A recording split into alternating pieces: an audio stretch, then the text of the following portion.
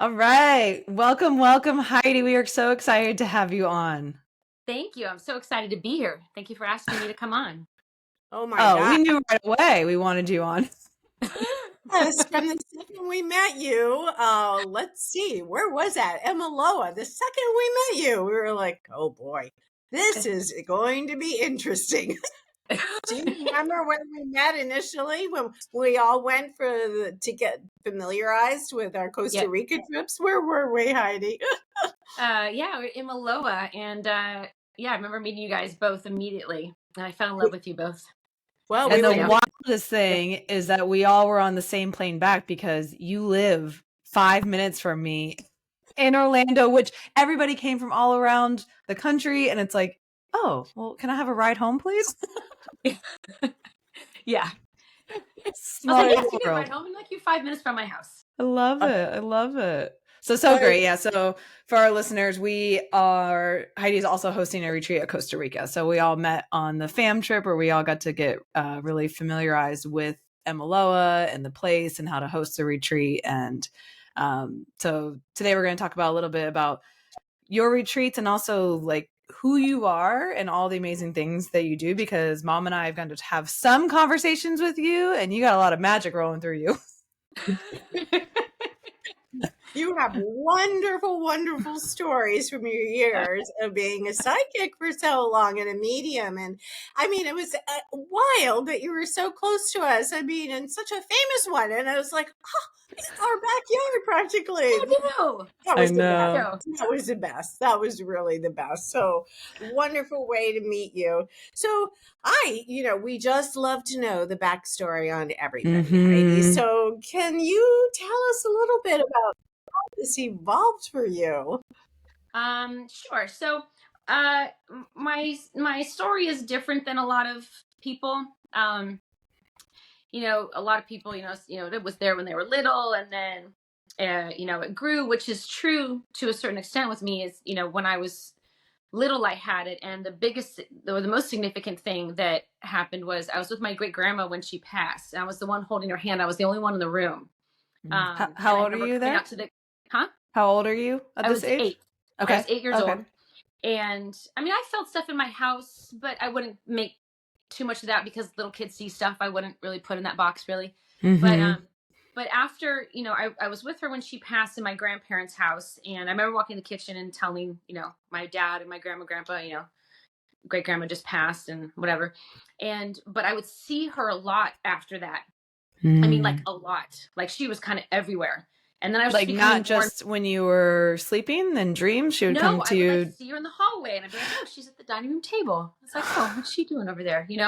And, I didn't think much about it because I'm thinking, um, she, that I miss her, etc. Mm-hmm. And the other thing is that was happening when I was younger.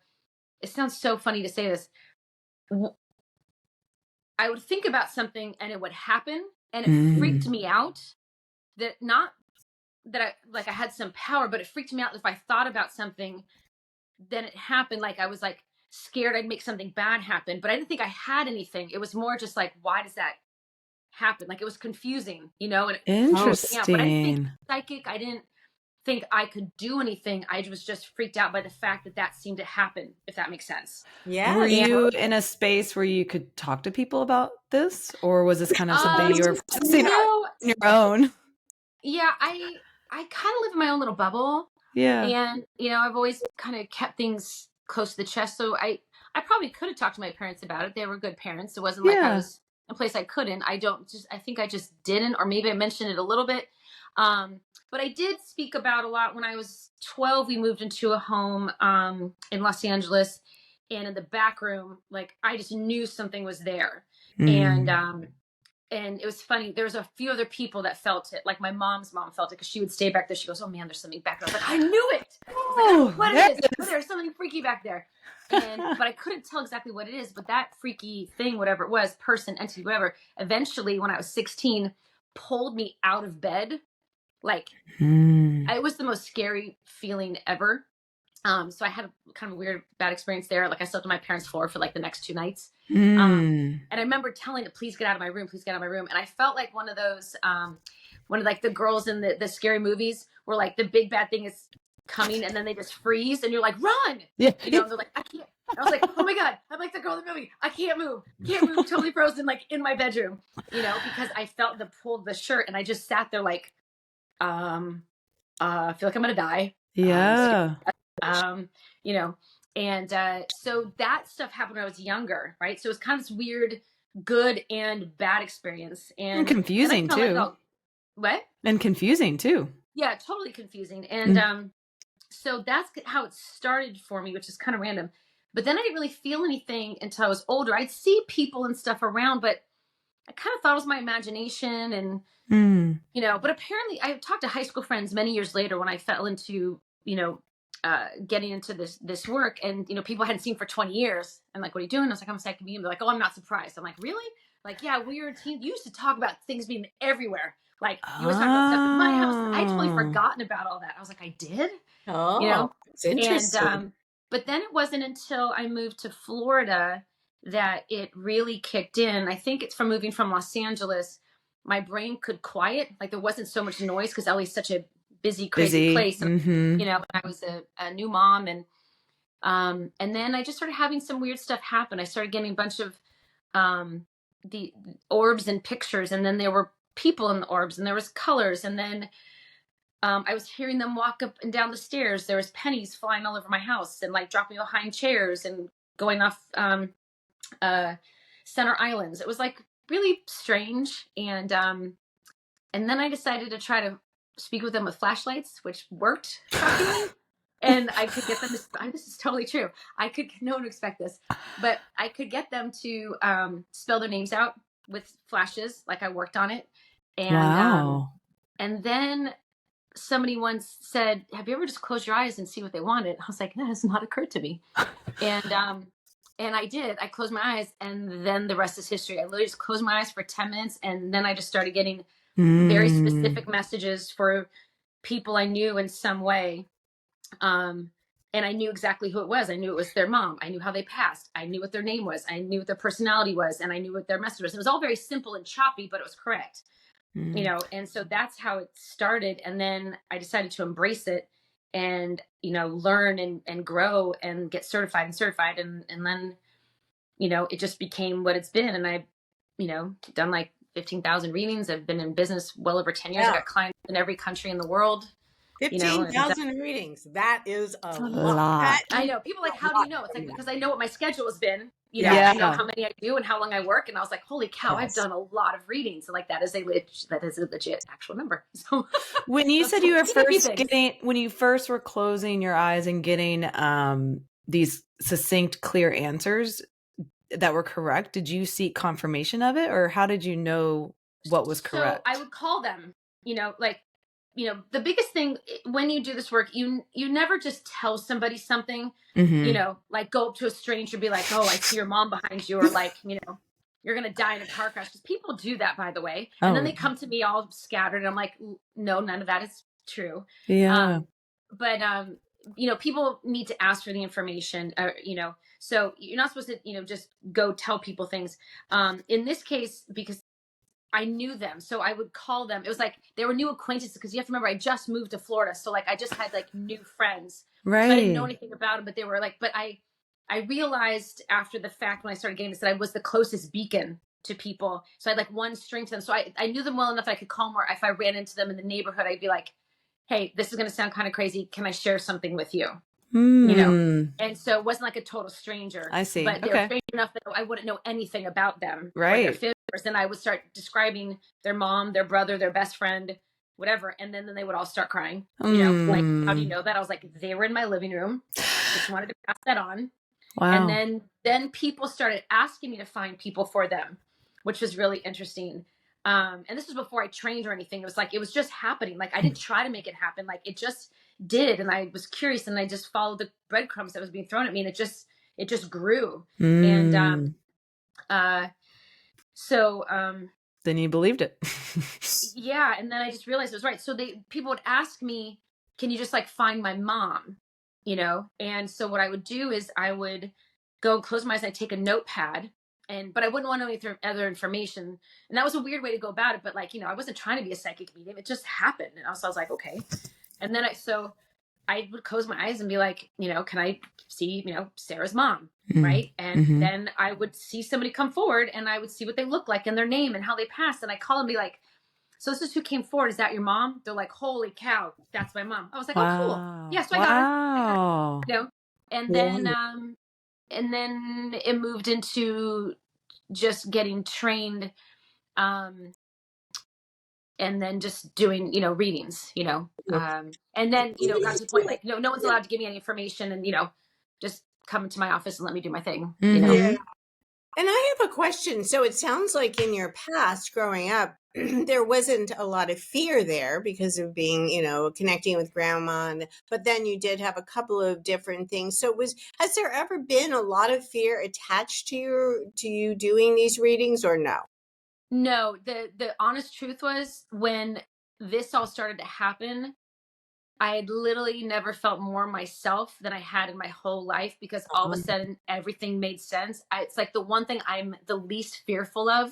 Like I'm so comfortable in this element. As weird as it is to other people, it is just where I lie. It makes sense for you. It just works for me. Like I get it. I'm not fearful of it.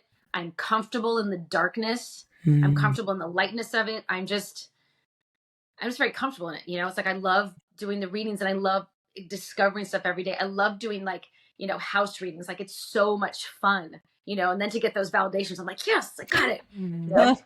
That's cool. I think it's called you're following your calling, right?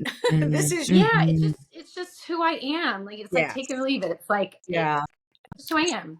So with all of the wanting to get certified as a psychic and a medium, can you explain, is there a difference between the two? Are they different or are they similar?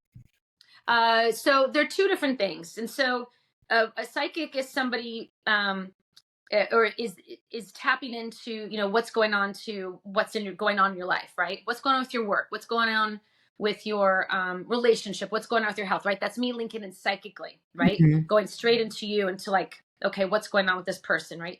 We all have innate psychic ability, right? We all have that gut instinct, and that's your psychic ability. I believe everybody's got psychic ability, right? And we'll go more into that. Mediumship is being in touch with a loved one on the other side and being able to validate them with, information that only the sitter would know, and to give messages from them directly in their way. So I'll be able to describe somebody, to a T, and then I can tell them how they would feel about a situation, right?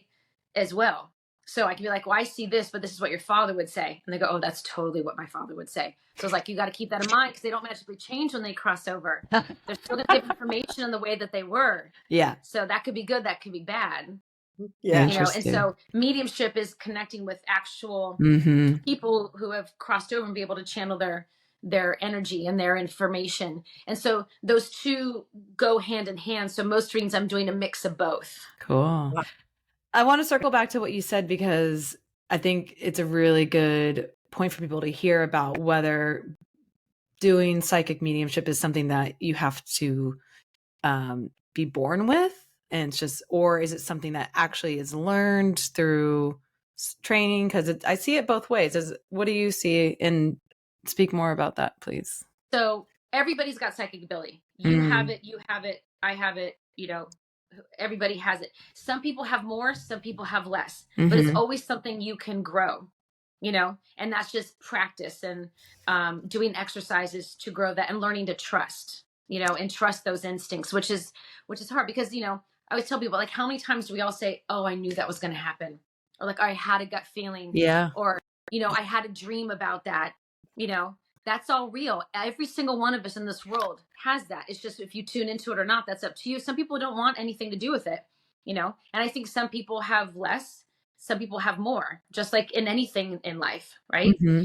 Mediumship is something that you have or you don't. But here's where it's tricky.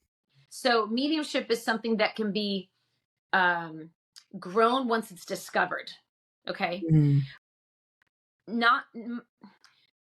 A lot of people can be psychic. Not everybody can be a medium.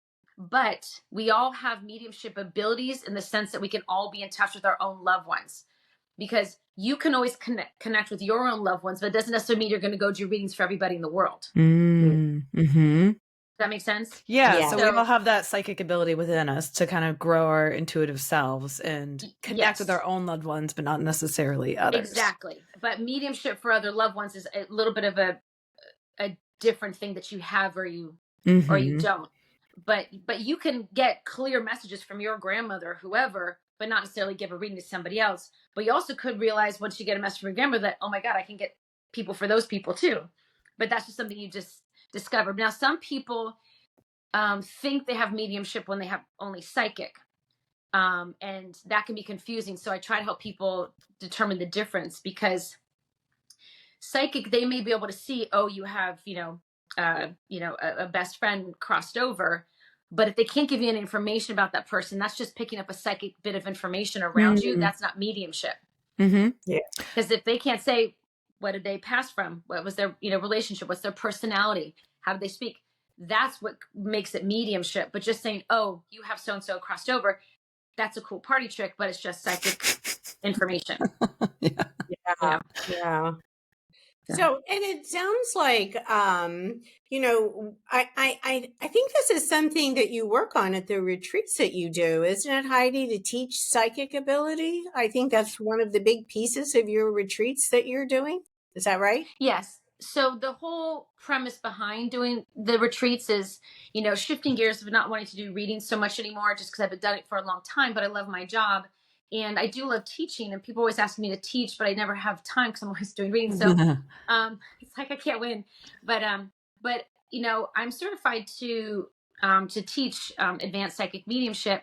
And when I used to do teaching, I like doing the beginning and then a medium and advanced. But as the more I've gotten into the thought process of when I was building this company, the more I realized I really love teaching on the beginning side. And I also really believe that everybody has this ability. And it's not about, because so much of the teaching when you're a psychic medium is you're teaching people, most of them want to become that, right? But there's so many people that are interested that don't want to become it, but want to be more in touch with their own. And I realized, I really like that aspect. And I was like, I want to offer that, because nobody does that, to bring it down to that base level for like every person to be able to do it. It's not about becoming what I do. It's not even remotely. Now, if somebody wants to, I can help them and train them if they're at a different level. But my retreats are for people who are genuinely curious to open up their own senses, connect with their own loved ones. And if they, realize they have that ability to read others, they have that opportunity to train with me to practice that, in those. But it's truly about getting more in touch with your higher self, to trust your own psychic abilities. And the other thing is, there's a lot of people who come to me, they just want to know how to connect with their son on the other side, or their mom on the other side. And I want to help them find their way and understand their symbols that they're getting, so they can start trusting and not think that it's their imagination, Wow. So really neat. And on retreat, when people are learning how to trust their own psychic ability, are they pairing up with people, or how does that work in a group sense to start to hone in that ability? Sure. So I'll spend a day or two just help people build up their or I should say more open up their senses, trying to get the anxiety and the ego out of there, let's just do some exercises and whatnot. And then I'll start having them do individual exercises. Then I'll have them do, little couple exercises just to play, right? Yeah. Get past the fear of failing, right? Because everyone's scared of failing. They've got to be a certain way. And I want to get rid of that, because there's no competition. There's no having to prove anything. It's like a safe environment to just explore. So they'll do that. And then they will start doing stuff for each other and, seeing what they pick up.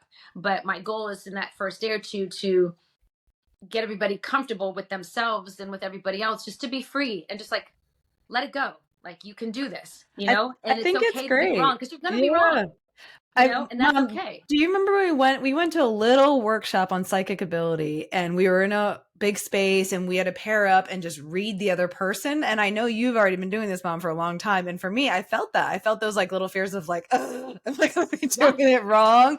But I can imagine that if I had been in a space where it was like on retreat, a container that's made, and we were doing it over and over again, those would have dropped away. And I feel like I was just from doing the one-time exercise, I was like, okay, I could start to lean in, but it wasn't enough to actually hone that skill. So I think it's exciting what you're putting together. I think people really love that. Yeah. And also, I'm doing unique locations all over the world that, are like fun places to be at, and they can, have cool adventures in that area as well. Mm-hmm. And doing them on the higher end, because who wants to be in a crappy hotel? I just don't. I'm too old for it. I want a nice hotel room. I want my glass of wine at the end of the day. I want a good meal. So it's like, so I'm balance, making it a really more of a higher end yet accessible. I would say kind of like barefoot luxury sort of I thing. love that. Yeah. And we're going to talk more about your retreats coming up, but I knew that was a big part of your retreat. I just thought I'd like to hear about that now. But typically, could you tell us, what do most people contact you for readings for? And I know, my God, you have a waiting list because you're like a year and a half or something. Yeah. Insane. But what typically are people contacting you, would you say, Heidi? Well, it's different, because it's funny to answer, because when people make an appointment, I have no idea why they're coming. I only learn right after the fact if, it is such a mix, to be honest. It is so much loved ones on the other side, wanting to make sure people are okay, or to resolve issues. Other things, people want to know what's going on in their life. Are they going to get divorced? Are they going to lose their job? Are their kids okay? It's a real mix. For me, a lot, and Pete, you and I talked about this, briefly, and though this is very high in the world of just what's going on, but I do get a lot of suicides. And I've gotten that since the beginning of my career, more of the darker stuff, but I'm very comfortable in that area. So I'm not surprised. Cause I think you're brought what you can handle, because I've, spoken to other mediums, and some people get drawn more, dementia or cancer or children or whatever. And so I think that's kind of a thing, but that being said, it's much more prevalent now. But when I started, it wasn't, but I was still getting just as much as I get now, but I think that's more a sign of the times, but mostly it's for people really just wanting to heal and connect, to make sure that loved one or loved ones or the pet, are okay, and just where they go in their life. Yeah. And I do know that you told me that you end up referring quite a few people to go ahead and get past life regressions. Why is that? How does that come out of some of your readings, Heidi? So people ask me, because being a medium, they assume past life regression goes with that. I don't know why, they just do. Maybe just because of the field or whatnot. Sometimes I feel like some psychics have just told me about some past lives, right? Yeah. And so it kind of is in the conversation sometimes that comes through. Yeah. And I've had that come through where people ask me, and I'll pick up some stuff. And, but the problem for me is there's no way to validate that, right? Because they can validate, oh yeah, that is my grandfather who was named Hank, who smoked and, was really mean to, his wife or whatever, right? That's a fact that can be validated. When I get a past life for somebody, there's no way for them to validate it. Now, there has been the times that I've gotten somebody to go, oh, that's so weird, I've always been drawn to that, right? So that there's that kind of validation, but in general, the thing is, because I can't get that proof, I always tell people, go do an actual past life regression with a professional, because I'm a psychic and I'm a medium. I don't try to be something I'm not, that is not what I'm trained in. And I don't want to send somebody down the wrong road either. So it's like, they use me for this, and you go there for that. That makes sense. Okay. That totally makes sense. Yeah. It's so interesting. All of the different ways that people can heal, right? Yeah. I mean, that's what it's all about. Yeah, I'm sending all my past life people to you now. It'd be great if they come, they go to your retreat and just then stay for the past life regression, right? Get your psychic mediumship, and then lean into past life regression, the whole healing process.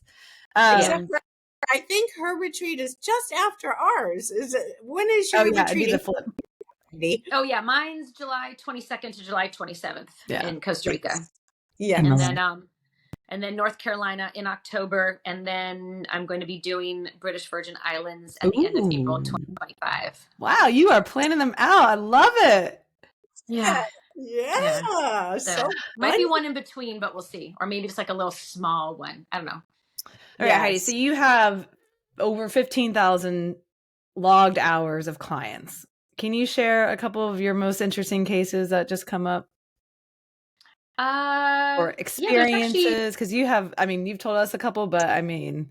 I know. Well, I actually have two. Actually, I did a reading before you. I did 2 readings this morning because I messed up the schedule.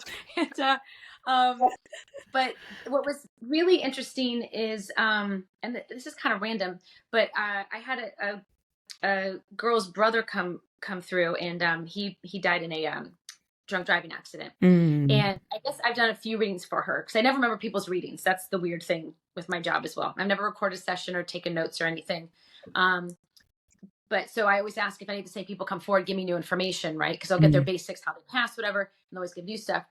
But, it was so random. Like he mentioned a mammogram, like, which is such a random, I was like, never had a mammogram. I was like, and he was just talking about his sister and his mom. I was like, so one of you either just got one or going, whatnot. And she goes, oh, that's so funny. My mom just said yesterday, she's got to schedule her mammogram. Now, what's interesting about that, it's not that there's anything to be freaked out by the mammogram.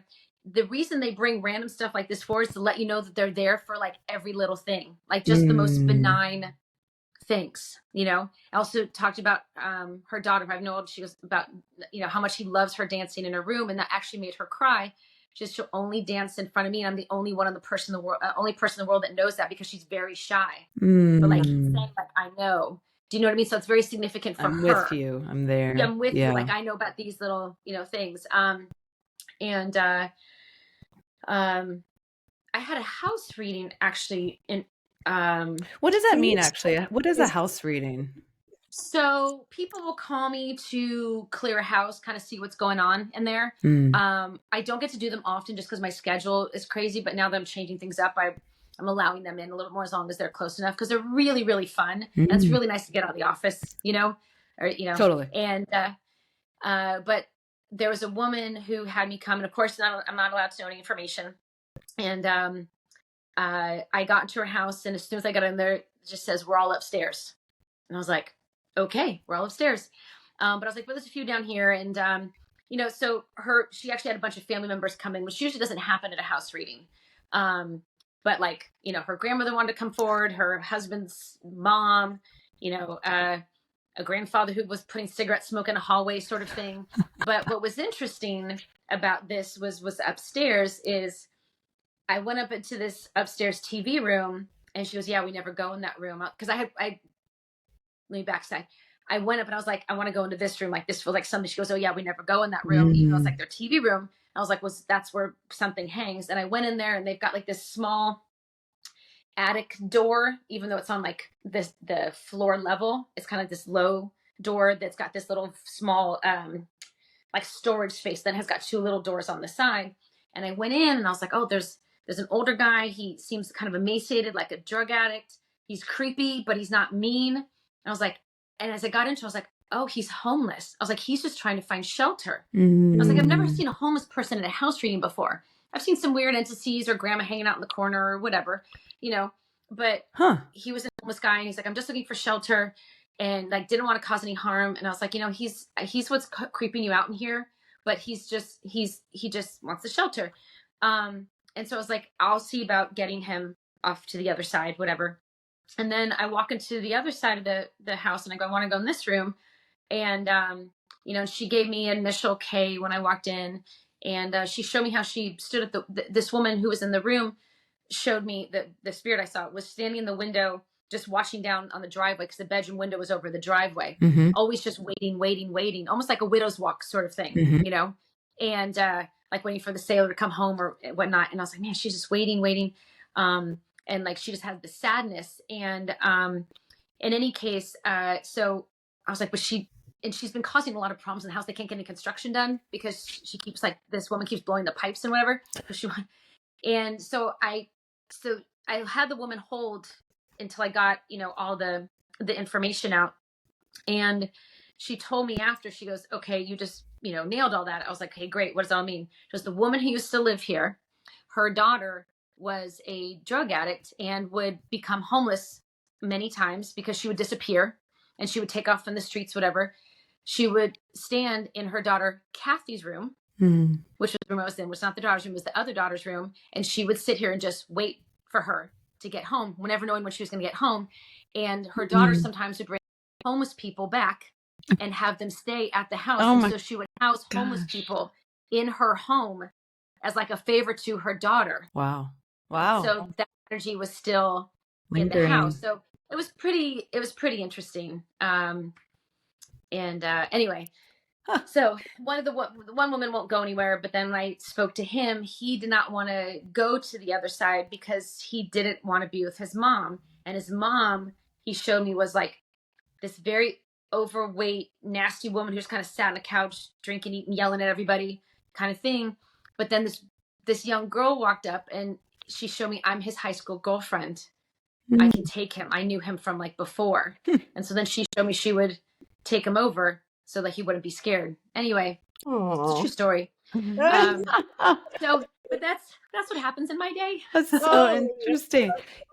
How come you always say that you tell the client or not to give you any information, and you said that again? Why is that? Well, because that will mess me up, and also that's prior information, so that can mess up a reading, because then it's like, oh well, she already knew that, so then because people will feed off that. Yeah, it's like, and people who don't know what they're doing, they'll look to attach anything that they can just, to that prior information. That prior information kind of lead the sitter to give them information. It's very important for me to be as authentic and real as I can be. And so no one's allowed to give me anything. I tell them, give me a fake name. I have, big guys come in and they're like, I'm Kate. I'm like, okay, Kate, sit down. You want me to call you Kate the whole time? It's like, okay, it's Bob. It's like, okay, Bob, thank you. And they'll be like, I don't know if I should tell you my name. I'm like, I'm not going to get anything off your first name. Yeah. I cannot Google Bob sitting right here. Yes. So, and that's the other thing is, people can be Googled or found on social media and all that stuff. Though I've never done that and never would, there are people who do that. And so like, I don't want to ever be accused of anything that nobody could ever say like I didn't, or say that I knew any information, because there's no way for me to. And then people can fully trust what's coming through. Have a family member make the appointment for you. Whatever you need to do to make yourself feel good. So when I sit across from you, when I'm telling you this, there's absolutely no way I can know this. Yeah. Otherwise. That's why. Makes sense. Yeah, it does.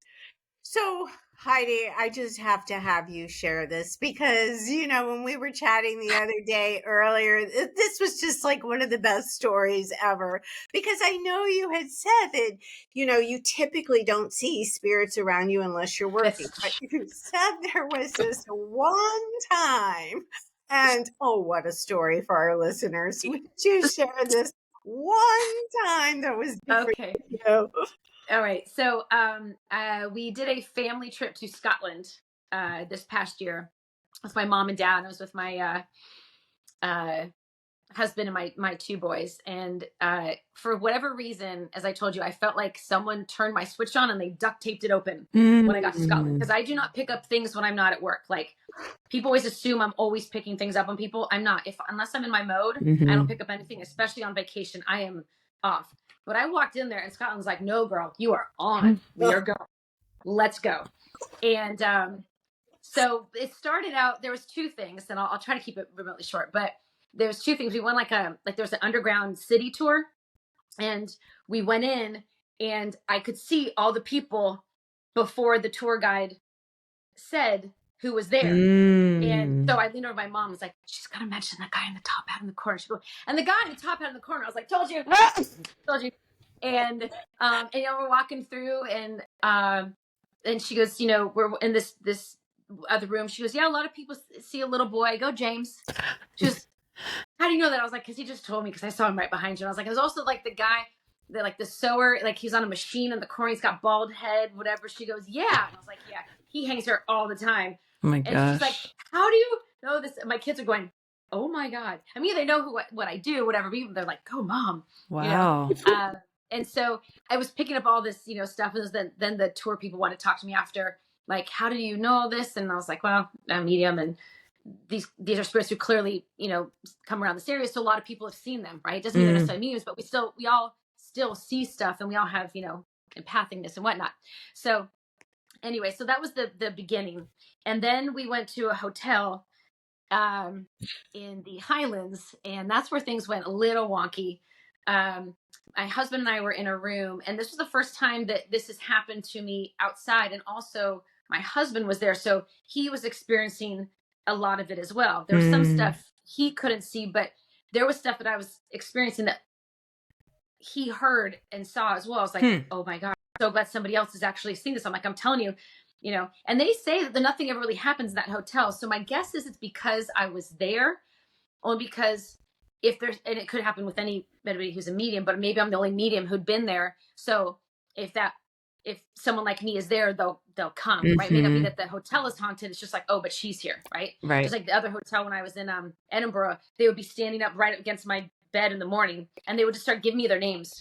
And I was able to Google them after, and they were all British and Scottish names. Wow. All from different eras, because there's so much ancestry, you know, .com and all that stuff now. It's like, oh my God, Why I found all these people. Why are they all coming forward? What would the intention? They just want to be acknowledged. Just acknowledged. Hi. Like hi, heard and okay. Yeah. Yeah, there was one woman at the second hotel that before I left, she goes, "Don't you forget about me, dear." And it was just it was so proper. And, you know, she was like in her 80s and her hair was all up. Anyway, but so we were in the hotel room, and we go to sleep the first night, and we get 3 knocks on our bed. And I was like, holy cow, like, what is that? And he's like, I heard it too. I was like, okay. Then I start hearing footsteps around the bed, but I can't see the guy. Drove me crazy. I could hear him. Sam couldn't hear him. He couldn't hear him. It was like, boom, boom, boom, boom. And literally just a half circle around the edge. It was freaking me out. I never get scared of stuff, but like, I was like keeping my fingers and toes under the sheets kind of thing. And then I see a family of 3. It's a mother, a son, maybe around 10 years old, and a dad right next to me. And they told me their names. For right now, they're escaping me, but they're more like traditional names. And so they're just standing there, and they're just like standing over me, freaking me out. So we got the knocking and the walking around, and then we get the laughter outside the door, outside the window at like 1:30, 2 o'clock in the morning, which normally that wouldn't be insane, except we're in a small town where there's only 2 other places that close at 10. There's nowhere anybody can be out partying, like a huge group laughing, like, you know, I've been drinking at a bar all night, right outside the window, and then just gone. Wow. Like, there was no leading up. There was nothing after. It was like 10, 15 seconds. That was like, wow. And then it goes away, and which was really strange. But the second night is when it gets weirder, is the knocks on the bed again, the walking around the bed. Then the mom decides she wants to let me know how she passed. And she decides to jump into me. My husband had to eventually shake me out.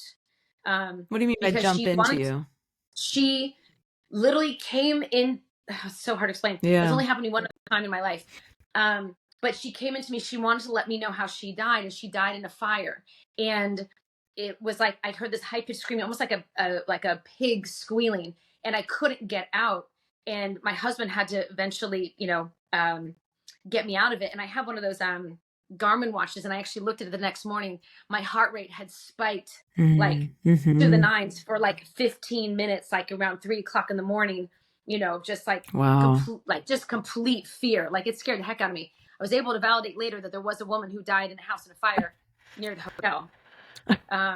So, and then the laughter happened again, and then like the whole room was shaking, like the shutters were shaking. Then we had a glass fall, but there was no glass on the floor as well. Yeah. And my husband at one point, he's like, this is like the longest night ever. Oh my gosh. Sleepless nights. Like, yeah. This was like the worst night ever. It was like, literally, it was like a carnival in the room. It was like the whole room was just like shaking. And then like earlier that day as well, my husband had gone up to change his shirt, and there was an armoire, and he had the door open, and he's literally just looking in the mirror, and it literally just out of nowhere just goes like slams, and he comes downstairs, and he's like, oh, so that happened. Wow. You know, it's wild. It was the craziest wild. Did anything happen with the boys in their room? Were they aware? No, they had a connecting room. Nothing. Okay. Nothing. It was just room. And I asked the hotel, does anything happen in this room in particular? And they're like, nope. And yeah, it scared the hell out of me. And we were leaving that day, and I literally said, I was like, even if we could stay another night, like I couldn't. I have never been that freaked out. I mean, literally, we did not sleep all night because it was just nonstop, activity. It was wild. So you say like normally you are not open to this, right? But in Scotland, the switch was kind of turned on. What do you think the difference is? Because, I wonder if people hearing this might be scared to turn on the switch and not know how to turn it off. Yeah, so that's a good question. That is something that comes with learning. That's something I teach you as well. Because I had to learn as well. So I used to be on far more often because I didn't know how to turn it on and turn it off. So if I did readings and left work way in the beginning and didn't close myself down, I'd go out with people and I would still pick stuff up a little bit and I'd get massive headaches. They call it psychic attack. Oh, okay. And so there's nothing to be fearful of. It's just learning how to open and close yourself. Yeah. Which is really visualization of protecting your aura, essentially. So I always open up like a flower in the morning and then I close down. Some people may be like, it's like my snake plant. My snake plant opens up in the morning and then closes. Exactly. It's like whatever that visual thing is for you. And it's just, then it becomes like brushing your teeth. Yeah. So, now that was a unique situation. It won't necessarily, happen to everybody. Right.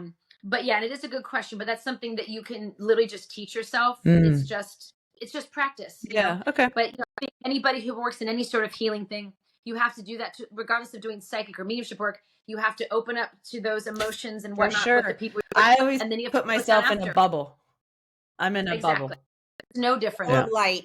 Yep. Because if you stay open too long or you allow it to like get into you too much, it can wear you out, right? For sure. You have to just be like, I'm done with my day. I'm going to think about it tomorrow. I got to let it go. Yeah, because I used to get really drained. Similar. Yeah, I used to be really drained when I started in this profession. And so then I went into a bubble. And then today I always shower and cleanse. Yeah. Wash off any So residue everybody energy. will find their own. Okay, that makes sense. Their own I way. get that. So I give everybody, ideas and whatnot to find their own, and then they use that, right? Because what works for me isn't going to work for somebody else. There's no right or wrong answer. It's like what works for you. Right. So I know that you love to travel in your spare time, but I was just wondering, so is it difficult when people do find out you're a medium? Are people always tempted to ask you? She's nodding. For those listening, she's nodding very, very intensely. Yeah. I dread telling people what I do. I dread it. A lot of times I'll tell people I'm a grief counselor. Oh, that's so because fun. it shuts them right up. Nobody wants to know about that. Right? Talking to, good. Is that because people want you to just read them on the spot? So I get a couple things. If I feel like I'm going to know somebody for a while, I'll always be honest. But if I'm at a party or something with a bunch of people, I just don't have any interest in because I don't want to get cornered because I'll always get cornered. Yeah. And people well, what do you pick up about me? Yeah. They just think I'm at a party, I'm drinking wine, and what I want to be doing is reading somebody. It's like I always say I want to pick up my wine and walk away. That's what I'm picking. Oh, that's great. It's like my. Because it's true. I was like, I don't want to pick up anything on you. I want to pick up this cocktail and that food and go over there. And but what are you picking them on? Also, I can do that. I see stuff everywhere. Oh, I see. And then they want to start telling me all this random stuff that I'm like, okay, yeah, all right, whatever.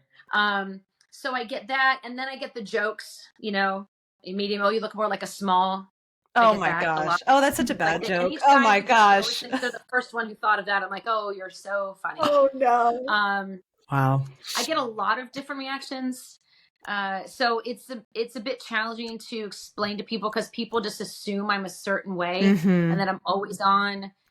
So people just corner me, or they'll just corner me with question after question. Yeah. They're seeking answers. Yeah.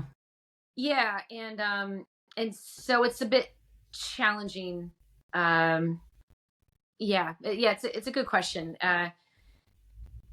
But it's hard. And also the thing is I get a lot of judgment. And so then, then I feel like I have to qualify myself because people then challenge me, it's like, no, I've been doing this a long time. I am certified, blah, blah.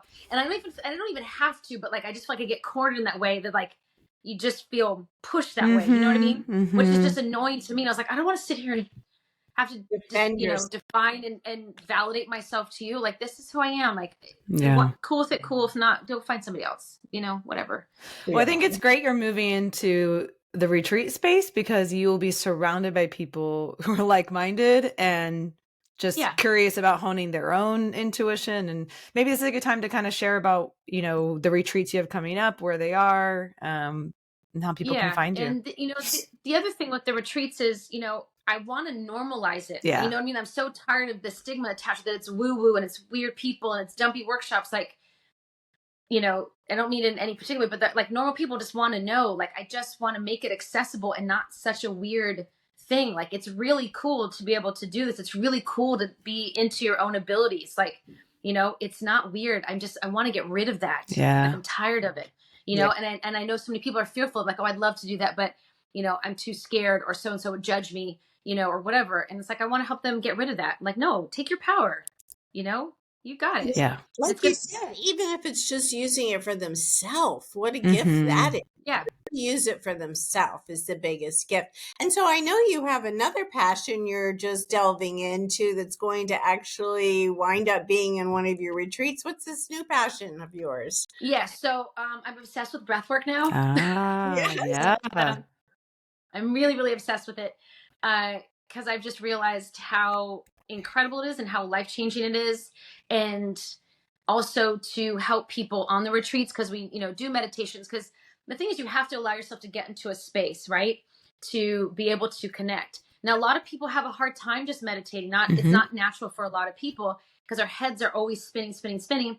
And even if you do the best meditation, some people just can't get there. And after thinking about this many months since Costa Rica, I'm like, I think this breath work, I really need to incorporate completely, because if I can do breath work exercise every morning and then get them into the meditation and then the work, I can help them release all of that stuff. Their fear, their anxiety, their grief. You know, people are coming with all sorts of different stuff with them, their ego. And so I'm really excited to be able to incorporate that fully into every single one of my programs. So I'll be going to Thailand in 2 weeks to be doing some like doing 8 days of practice work with that. So good. So interesting. Interesting. For people curious about the retreats, do you have any little nugget that they could start tapping into their intuitive selves just from like by today? What's something that somebody could do just today to start learning about how to access that part of them? Sure. There's two little things. As far as psychic ability, you know, one of the easy things you can do that you can do on your own is as simple as, like, even do it when you're driving, right? Try to figure out if someone's going to turn right or left, right? See if your gut feeling is right. If you're in an elevator, what floor are they getting off of? Now, you're going to be wrong a lot, but then you're going to start to be right. And then you're going to start to trust that. And then you're going to be right more. Oh, that's often. Great. That's so simple. So little things like that, it's just opening up those senses of, like, just trying, because it's something that you can't really fail at, you know, or you're going to get failure from you're a failure from somebody else, right? So you're not going to get judged. Oh, I love that. So it's something easy you can do. Or you can even take a pack of cards, you know, shuffle them and be like, which one is this going to be? And flip it, you know? And that's just really opening up your senses, you know? So there's a little exercise you can do there. The other thing you can do simply is, you know, try to take a moment to meditate and ask for a loved one to give you a sign, and then just trust the first thing that comes to your head, and then stop, you know? And then see if that happens, because it's that simple and that difficult. But that's something that someone can do on their own, just try, because you'll always have that connection with your loved ones, you know? And it may not happen immediately, but that is something that I know is something that's accessible if you can just let go for a minute. You know, you may feel like you're crazy, but you're not, because all of a sudden you go, oh, I just saw this, you know? And then you get that sign later, and that's something you can do. I love it. Yeah. Mediumship. I'm excited to go drive. I try to do that with, like, red lights and green lights. I'm like, green. Sometimes it goes green. But you are tapping into your clairvoyance doing that. You know, because there's parts of your brain you don't usually use, you know, and you don't trust. So you have to start pushing it. You have to build that muscle. That's right. Yeah. Build that muscle. All right, so you're just doing all of information, Heidi. Oh my God. All things medium and psychic. I just love these kind of interviews. Favorite. So fun. Someone in our realm, so to speak.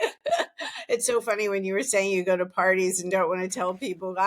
Same here, because as soon as they find a therapist, they want to tell. So you can say therapist, they go, oh, like physical, and they're like, oh, like.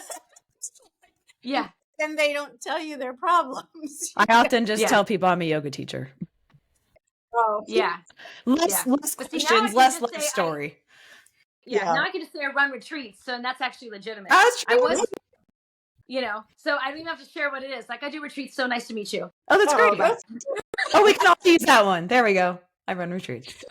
Yeah. So we're going to have all of your retreat dates on our page so everybody can access all of your information and how to connect with you on social media. And I mean, all that you're doing, so they can find all of that information. And if there is anything else that you would like to add in, I don't know, sometimes the guests give, little bonuses. And so I think you're adding in a bonus that we will have on the form as well for people. Sure. To, yes, absolutely. And so and above everything, just, thank you for having me. You guys are so enjoyable to talk we with. love you. We love all our conversations. Very circular. Yes. So fun. So we have to put us all on a retreat together at some point. Oh, it just goes hand in hand. Psychic mediumship, past life regression, somatic healing, all of it. It just, we're gonna do it. It will happen. We are putting it out there right now. I'll look for the signs. Yeah. I'm trying to manifest it in the world. Well, thank you again so much for being on, Heidi. You were just a joy. You really are. And it is your calling, and you're doing your wonderful work. Oh, thank you. All right. We'll talk to you.